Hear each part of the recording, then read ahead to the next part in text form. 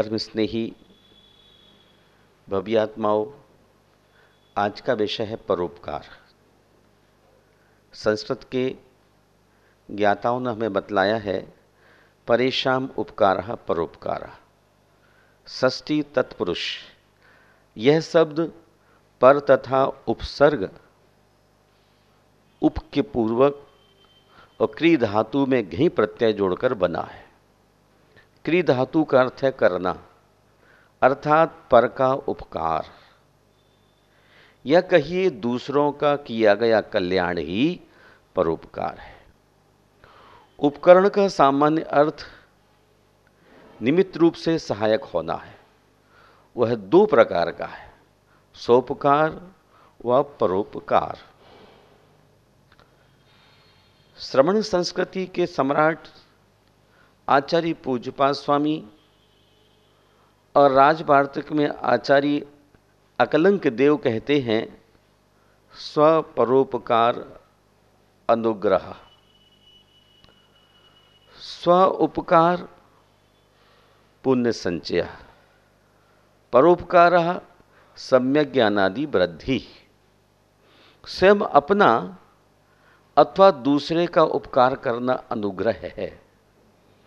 दान देने से जो पुण्य संचय होता है वह अपना उपकार है, क्योंकि उसका फल भोग स्वयं को प्राप्त होता है। तथा जिसे दान दिया जाता है उसके सम्यक ज्ञानादि की वृद्धि होती है। यह पर का उपकार है, क्योंकि इसका फल दूसरे को प्राप्त होता है। परोपकार निस्वार्थ सेवा का भाव है। इससे मन को सुख संतोष मिलता है। यह मनुष्यता की बुनियादी अपेक्षा है। दया को धर्म का मूल माना गया है और परोपकार को धर्म का एक रूप।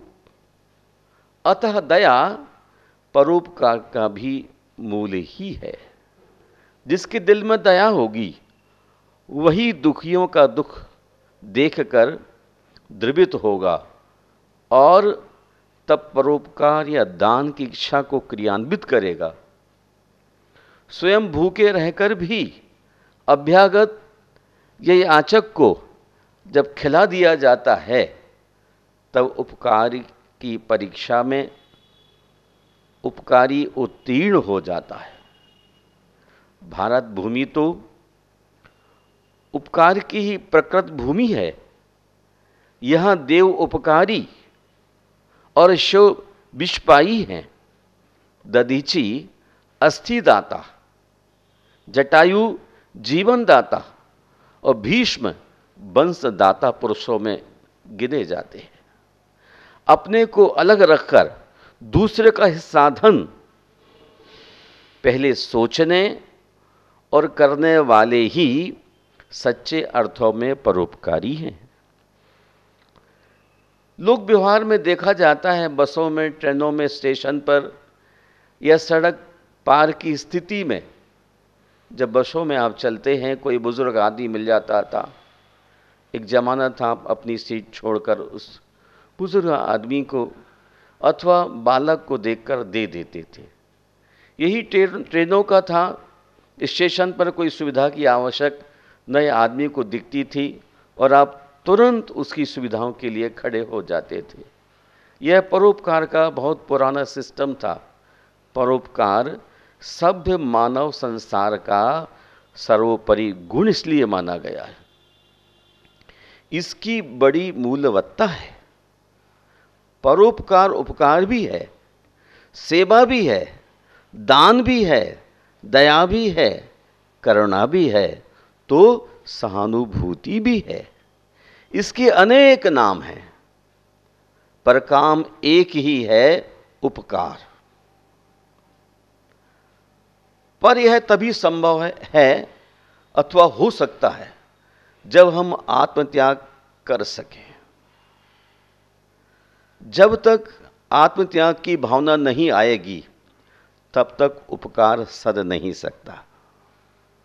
उपकार है दूसरे को जरूरत के मुताबिक कुछ देना, वह हम तभी दे सकेंगे जब अपने स्वत्व का कुछ त्याग करेंगे।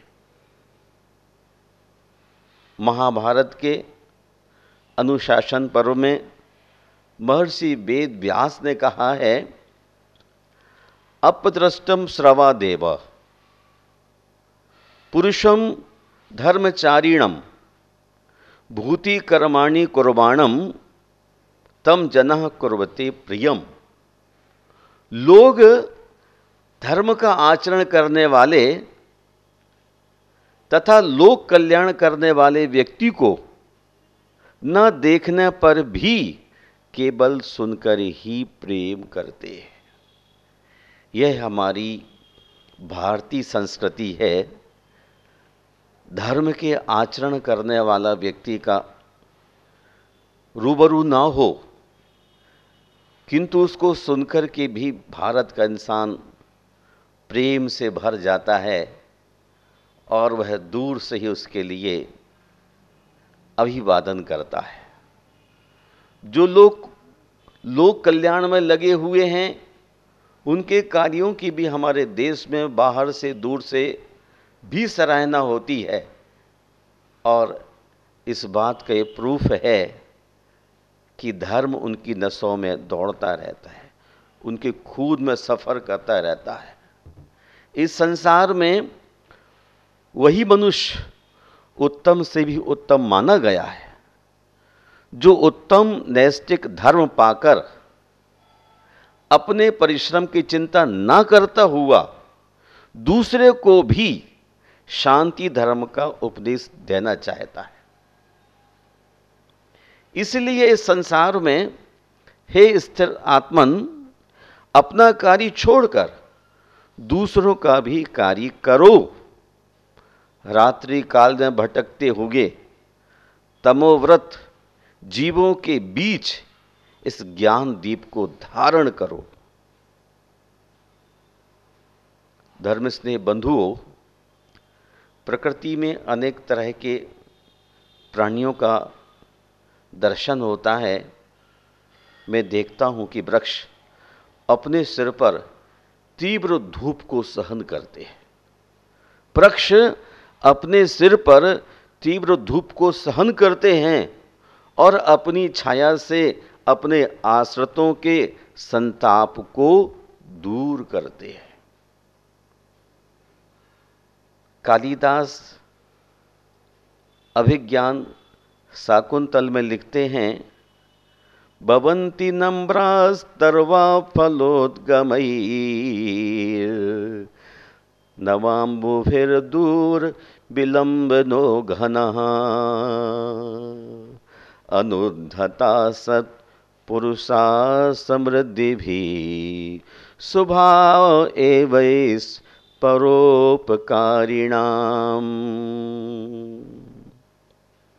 वृक्ष फलों के उत्पन्न होने पर झुक जाते हैं। वृक्ष फलों के उत्पन्न हो जाने पर झुक जाते हैं। मेघ नए जलों से भरने पर नीचे को दूर तक लटक जाते हैं। सत्पुरुष समृद्धियां पाने पर विनम्र हो जाते हैं। परोपकारियों का यही स्वभाव है। दूर दूर तक सस्ती में आंख दौड़ाकर देखते हैं। वृक्षों पर जब फल आते हैं तो धरती माँ का वंदन करने को झुक झुक जाते हैं। मेघ बादलों से भले होने के कारण नीचे धरती पर बरस पड़ते हैं, और यही सत्पुरुषों की प्रवृत्ति है कि रिद्धियों की सिद्धियों की प्राप्ति होने पर वो कभी एक स्थान पर बैठते नहीं हैं। मेघदूत में कहते हैं, आपन्नरति प्रशमन फला संपदो हुए उत्तमानाम। दुखियों का दुख शांत करना ही उत्तम लोगों की संपत्ति का एकमात्र फल है। जिन परिवारों में संस्कार मिले हैं भारतीय कल्चर के, वो व्यक्ति ही परोपकार कर सकते हैं। भामा साहे जैसे व्यक्ति परोपकार के लिए अपनी जिंदगी को लगाने वाले। आप देखते हैं एक जमाने में छायादार वृक्ष सड़क के दोनों साइड हुआ करते थे। छायादार वृक्ष सर्पों से सून, जहां किसी प्रकार हिंसक जानवरों का भय नहीं होता था, और सरलता से चढ़ने योग्य बिल्कुल सीधे सीधे सीधे पौधे मिलते थे, आराम से चढ़ जाना। और फल देने वाले मार्ग के वृक्ष, आदमी को छाया भी मिलती थी, खाने को फल मिलते थे। वैसे ही महापुरुष भी सतत परोपकार में लगे रहते हैं। हम उन वृक्षों को धन्यवाद देते हैं,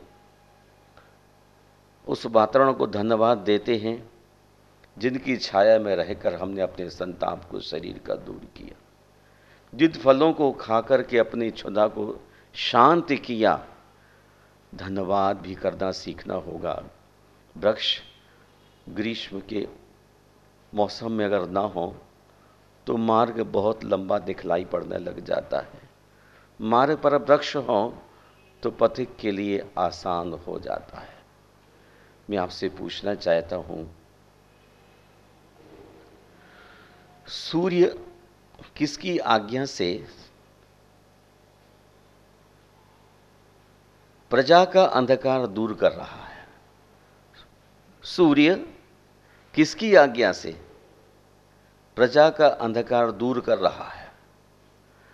पथिकों की छाया के लिए वृक्षों को अंजुलिबद्ध किसने किया है? मेघ से वर्षा करने की प्रार्थना किसने की? सूर्य किसकी आज्ञा से प्रजा का अंधकार दूर कर रहा है? पथिकों की छाया के लिए वृक्षों को अंजलिबद्ध किसने किया है? मेघ से वर्षा करने की प्रार्थना किसने की है? ठीक उत्तर मिलता है, सत्पुरुष स्वभाव से ही परहित में लगे रहते हैं। जैन संस्कृति के सम्राट आचार्य पूज्यपाद शांति भक्ति में कहते हैं, क्षेमम सर्व प्रजा नाम प्रभवतु बलवान धार्मिको भूमि पाला। क्षेमम सर्व प्रजा नाम प्रभवतु बलवान धार्मिको भूमि पाला। काले काले च सम्यक वितरतु भगवा व्याधयो यान्तु नासम। दुर्भिक्षम चौर मारीक्षणमपि जगताम मास भू जीव लोके जैनेन्द्रम धर्म चक्रम प्रभवतु सततम सर्व सौख्य प्रदायी। हे प्रभो, लोक में समस्त प्रजा का कल्याण हो। ये कौन चिंतन करता है? सत्पुरुष। कि हे प्रभु, लोक में समस्त प्रजा का कल्याण हो, इस राज्य का राजा बलवान हो, धार्मिक हो, दसों दिशाओं में समय समय पर मेघ यथा योग जल वृष्टि करते रहें, कहीं भी कभी भी अतिवृष्टि रूप प्रकोप न हो, मानसिक शारीरिक बीमारियों का नाश हो, तथा लोक में जीवों को कभी भी क्षण मात्र के लिए भी दुष्काल, चोरी, मारी, रोग, हैजा, कोरोना, मृगी आदि न हो। हे वीतराग जिनेंद्र, देव, आपका जो धर्म चक्र है वह प्राणी मात्र के सुख प्रदायक है, सदा प्रभावशाली बना रहे। हे विभो, आपका जिन शासन सर्वलोक में विस्तृत हो, लोक व्यापी हो, जिन धर्म कल्याणकारी हो, ऐसी भावना करने वाला ही सत्पुरुष हो सकता है। जो बलवान होकर निर्बल की रक्षा करता है, जो बलवान होकर निर्बल की रक्षा करता है, वही मनुष्य कहलाता है। इस मायने में महापुरुष ही मनुष्य के रूप में हैं। बाकी पशु की तरह प्रवृत्ति करने वाले लोग धरती पर हलचल करते रहते हैं। और जो स्वार्थवश पर हानि मात्र करता है, वह जानो पशुओं का ही बड़ा भाई है। दयानंद सरस्वती सत्यार्थ प्रकाश में लिखते हैं, ये जो बलवान होकर निर्बल की रक्षा करता है वही मनुष्य है। बाकी तो पशुवत ही समझना चाहिए, बल्कि उसके बड़े भाई। एक बात मुझे और याद आती है, सच्ची जिंदगी वही है, सच्ची जिंदगी वही है जहां हम अपने लिए नहीं सबके लिए जीते हैं। सत्वेषु मैत्रीम गुणीषु प्रमोदम।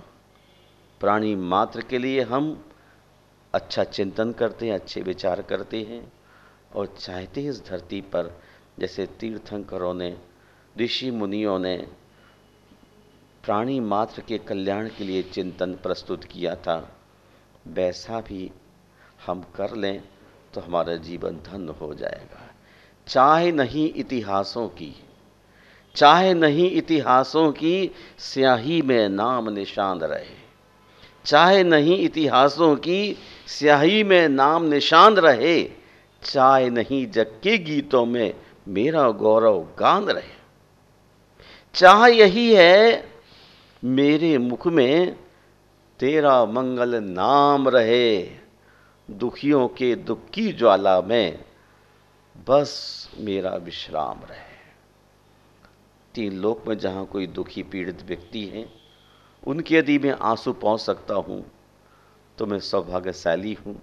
उनके आंसू यदि हम नहीं पहुंच सकते हैं तो हमारा जीवन ना कुछ चीज़ है।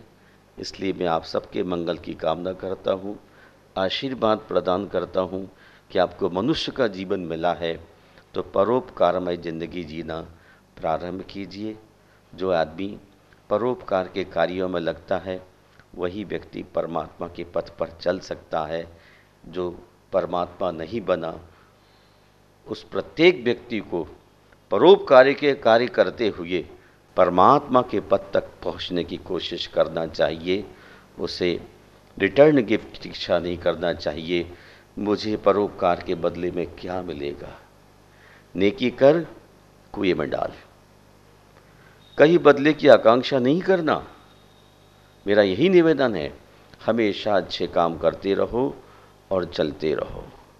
दुखियों के दुख की ज्वाला में बस मेरा विश्राम रहे।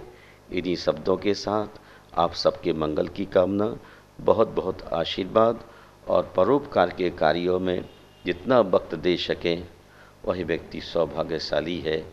जय बोलिए विश्वबंध भगवान महावीर स्वामी की जय।